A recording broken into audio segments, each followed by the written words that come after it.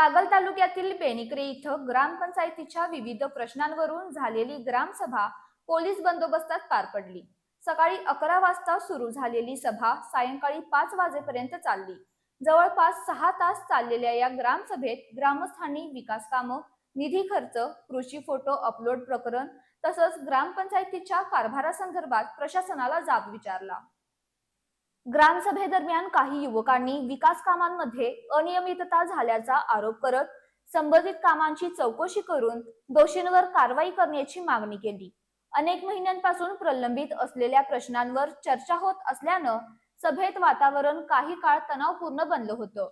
परिस्थिती लक्षात घेऊन पोलीस बंदोबस्त ठेवण्यात आला होता।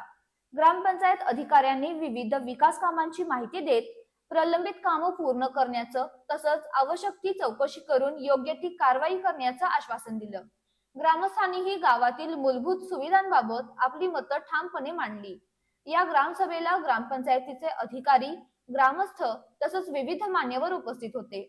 ग्रामस्थांनी विविध विषयांवर प्रश्न उपस्थित करून प्रशासनाकडे मागण्या मांडल्या आणि प्रशासनानं त्या आग्रहानं सोडवू असं आश्वासन ग्रामस्थांना दिलं। अखेर सायंकाळी 5 वाजता ग्रामसभा संपली। दीर्घकाळ चाललेल्या चर्चेनंतर काही प्रश्नांवर प्रशासनानं सकारात्मक भूमिका घेतल्यानं सभेची सांगता शांततेत झाली।